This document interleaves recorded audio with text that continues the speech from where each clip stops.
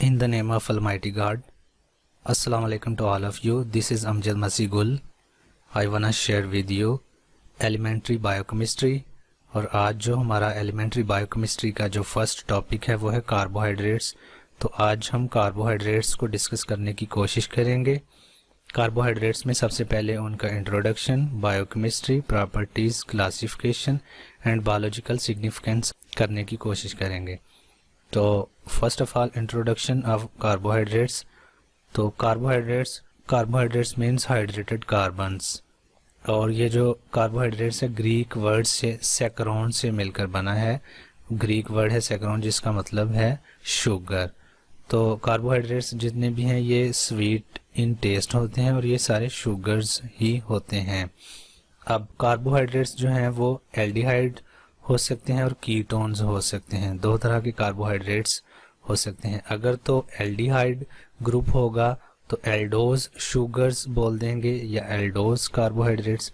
तो ketone group होगा उसमें तो कीटोन्स बोल देंगे या कीटो शुगर या कीटोन कार्बोहाइड्रेट्स उनको बोल देंगे। अब कार्बोहाइड्रेट्स जो होते हैं वो 3 एलिमेंट्स से मिलकर बनते हैं। उनमें सबसे मेन कार्बन, उसके बाद हाइड्रोजन और तीसरे नंबर पे ऑक्सीजन है। ये 3 एलिमेंट बेसिक्स हैं कार्बोहाइड्रेट्स के अंदर। तो इनका जो एम्पिरिकल फार्मूला है वो है CN bracket H2O bracket N।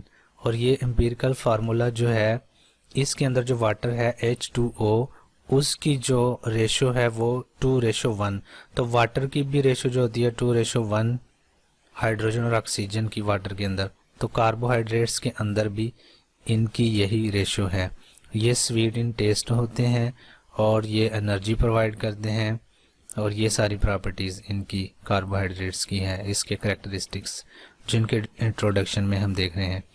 तो ये है जी oxidative breakdown of these carbohydrates by respiration release the energy. तो जब ये कार्बोहाइड्रेट्स डाइजेस्ट होंगे रेस्पिरेशन के ज़रिए तो हमें एनर्जी प्रोवाइड करेंगे। उसके बाद हम देख लेते हैं जी केमिकल स्ट्रक्चर्स ऑफ कार्बोहाइड्रेट्स। तो केमिकल स्ट्रक्चर्स ऑफ कार्बोहाइड्रेट्स में सबसे पहले जो यहाँ पे है हमारे पास कार्बोनाइल ग्रुप। तो carbonyl group oxygen double bond के साथ जुड़ा हुआ है कार्बन के साथ, इसको कार्बोनाइल ग्रुप बोलते हैं। कार्बोनाइल ग्रुप के अगर दोनों तरफ अल्काइल ग्रुप लगे होंगे, फंक्शनल ग्रुप R ग्रुप लगे होंगे तो इसको कीटोन बोलते हैं। तो अगर एक तरफ H ग्रुप लगा हुआ है और दूसरी तरफ R ग्रुप लगा हुआ है तो फिर इसको एल्डिहाइड बोल देते हैं। अब ये ग्लूकोज है तो ग्लूकोज के अंदर एल्डिहाइड ग्रुप ऊपर लगा हुआ है और इसकी बैकबोन जो है उसमें कार्बन एटम्स हैं और राइट पे और लेफ्ट के साथ H और OH ग्रुप्स लगे हुए हैं। फिर ये स्टेट फॉर्म है और उसके बाद ये वाली जो इसकी रिंग स्ट्रक्चर है इसका सर्कुलर ग्लूकोज का स्ट्रक्चर है। उसके बाद हम देखते हैं जी biological properties and significance of carbohydrates. तो इसमें सोर्स ऑफ एनर्जी है कि कार्बोहाइड्रेट सोर्स ऑफ एनर्जी हैं। जब हम डाइजेस्ट करेंगे इनको तो ये हमें एनर्जी प्रोवाइड करते हैं। उसके बाद ये सोर्स ऑफ कार्बन, हाइड्रोजन और ऑक्सीजन है, यानी कि कार्बोहाइड्रेट्स जब डिग्रेड होंगे तो हमें कार्बन देंगे, ऑक्सीजन और हाइड्रोजन प्रोवाइड करेंगे। उसके बाद ये स्वीटनर हैं यानी स्वीट इन टेस्ट हैं और ये आर्टिफिशियल फ्लेवर वगैरह में भी यूज़ हो सकते हैं। फिर ग्लाइकोलिपिड्स हैं यानी कार्बोहाइड्रेट्स लिपिड्स के साथ मिलेंगे तो ग्लाइकोलिपिड्स बना देंगे। और ये जो सेल मेम्ब्रेन के अंदर ग्लाइकोलिपिड्स पाए जाते हैं। उसके बाद ये डाइटरी फाइबर्स के अंदर पाए जाते हैं। राइबोज शुगर जो है ये भी कार्बोहाइड्रेट्स है जो 5 कोनों वाली होती है। राइबोज रिंग जो स्ट्रक्चर होता है 5 कार्बन कॉर्नर वाला, तो वो बेसिकली DNA और RNA के अंदर पाया जाता है। अगर उस 5 कार्बन वाले रिंग स्ट्रक्चर के फर्स्ट कार्बन के ऊपर हम नाइट्रोजनी बेस लगा दें और 5 कार्बन के ऊपर उसको फास्फेट ग्रुप लगा दें तो वो न्यूक्लियोटाइड बन जाता है और न्यूक्लियोटाइड DNA का एक बेसिक यूनिट है। उसके बाद कार्बोहाइड्रेट्स सेल वॉल और एक्सोस्केलेटन का पार्ट होते हैं। इसके अलावा कार्बोहाइड्रेट्स सेलुलोज, काइटिन और पेप्टिडोग्लाइकेन्स जो है ये सारे कार्बोहाइड्रेट्स हैं। प्लांट्स की जो सेल वॉल बनी होती है सेलुलोज की बनी होती है, और जो फंजाई की वो काइटिन की बनी होती है, और जो बैक्टीरिया की सेल वॉल है वो जो पेप्टिडोग्लाइकेन की बनी होती है। और ये सेलुलोज, काइटिन और पेप्टिडोग्लाइकेन ये सारे ही कार्बोहाइड्रेट्स हैं। उसके बाद ये रिकग्निशन के लिए काम करते हैं, किसी भी किस्म के सरफेस के ऊपर सेल मेम्ब्रेन के लिए रिकग्निशन करेंगे किसी केमिकल पार्ट की। प्रोटीन ट्रैफिकिंग के लिए काम करते हैं, कोई भी प्रोटीन इसके साथ बाइंड करके वो सेल मेम्ब्रेन के थ्रू वो पास थ्रू करने के लिए ये काम करते हैं। इसके अलावा कार्बोहाइड्रेट्स एंटीकागुलेंट, यानी कि इसकी एग्जांपल है हेपारिन। हेपारिन जो है वो एंटीकागुलेंट है, यानी कि कागुलेशन ब्लड क्लॉट होने से ये रोकती है। और ये हेपारिन जो है वो मेडिसिन के तौर पर भी यूज़ होती है, अवेलेबल होती है, हमें मिल सकती है, ताकि हार्ट अटैक वगैरह से बचा जाता है। उसको ब्लड वेन्स के अंदर वो ब्लड क्लॉटिंग ना हो। फिर ब्लड ग्रुप्स के अंदर ये हेल्प आउट करता है। ब्लड ग्रुप्स जब हम फाइंड आउट करते हैं तो ये फंक्शन एज एंटीजेंस, तो एंटीजेंस के तौर पर हम इनको यूटिलाइज करके ब्लड ग्रुप्स में डिटेक्ट कर सकते हैं। फिर क्लासिफिकेशन ऑफ कार्बोहाइड्रेट्स है। क्लासिफिकेशन ऑफ कार्बोहाइड्रेट्स में मोनोसेक्राइड्स फर्स्ट नंबर पे, दूसरे नंबर पे ओलिगोसेक्राइड्स आएंगे, तीसरे नंबर पे पॉलीसेक्राइड्स आएंगे। अब हम बारी बारी इनको देख लेते हैं। मोनोसेक्राइड्स क्या हैं जी? मोनोसेक्राइड्स सिंपल शुगर्स हैं, और मोनोसेक्राइड्स का जो फार्मूला CN ब्रैकेट के अंदर H2O ब्रैकेट बंद और N, ये इनका एम्पिरिकल फार्मूला है मोनोसेक्राइड्स का। और मोनोसेक्राइड्स जो हैं वो कलरलेस होते हैं, और इनके केमिकल स्ट्रक्चर के अंदर 3 से 6 कार्बन एटम्स प्रेजेंट होते हैं। Monosaccharides with 4 or more carbon atoms tend to have cyclic structures in the nature, यानी कि 3 तक तो लीनियर स्ट्रक्चर बनाते हैं, जब 4 कार्बन 5 या 4 से ज़्यादा कार्बन आ जाए तो फिर ये रिंग स्ट्रक्चर बना देते हैं। तो इनका जो छोटा सा नोमेनक्लेचर है उसके अंदर ये है कि मोस्टली कार्बोहाइड्रेट्स के एंड पे या मोनोसेक्राइड्स के OS आता है, जैसे ग्लूकोज, मैनोज, फ्रुक्टोज वगैरह, तो OSC सफिक्स जो ओज आता है इनके साथ।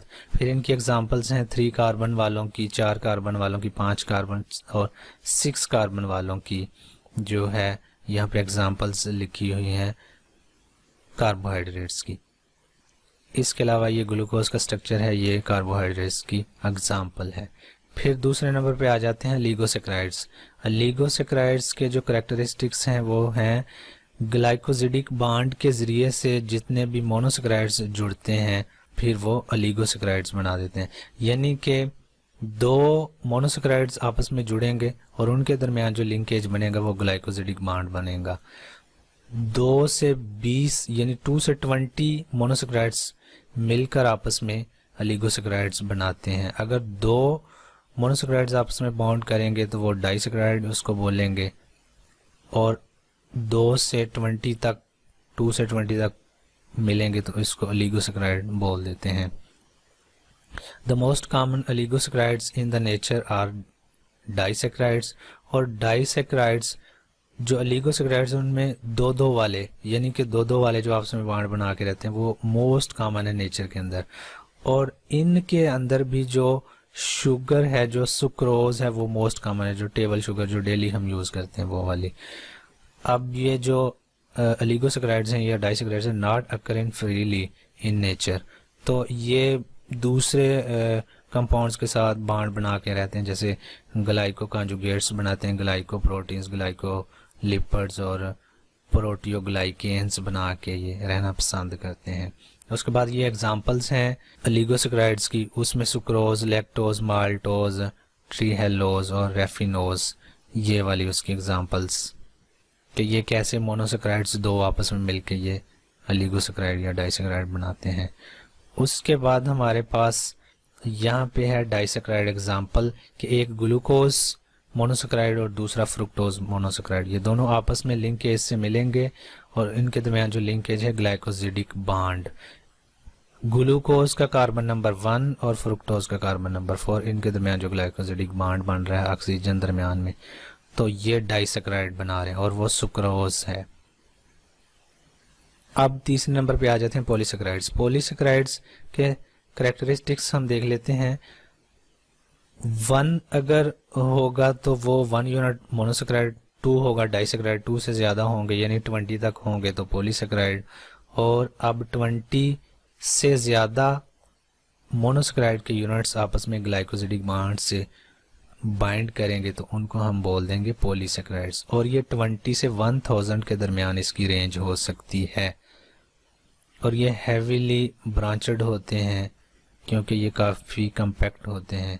और इसके अलावा ये जो पॉलीसेकेराइड होते हैं इसकी 2 टाइप्स आगे होती हैं, होमोपॉलीसेकेराइड्स और हेट्रोपॉलीसेकेराइड्स। अगर तो एक ही किस्म के यूनिट्स आपस में जुड़ते जा रहे हैं, कंबाइन होते जा रहे हैं, तो उसको हम बोल देंगे homopolysaccharide. For example glucose glucose glucose ही रिपीट हो रहा है ग्लूकोज के साथ, तो वो होमोपॉलीसेकेराइड। तो हेट्रोपॉलीसेकेराइड के अंदर डिफरेंट 2 या 3 या जितने भी वो कंबाइन आपस में करेंगे। तो एग्जांपल्स ऑफ होमोपॉलीसेकेराइड्स की स्टार्च, ग्लाइकोजन एंड सेलुलोज जो हैं ये इसकी एग्जांपल्स हैं। और हेट्रोपॉलीसेकेराइड्स की जो एग्जांपल्स हैं वो हैं जी पेप्टिडोग्लाइकेन, कैंड्रोइटन और हेपारिन। ये जो है ये हेट्रोपॉलीसेकेराइड्स हैं। ये था जी आज का लेक्चर, उम्मीद है आपको समझ आया होगा। Thanks for your attention, God bless you, अल्लाह हाफिज़।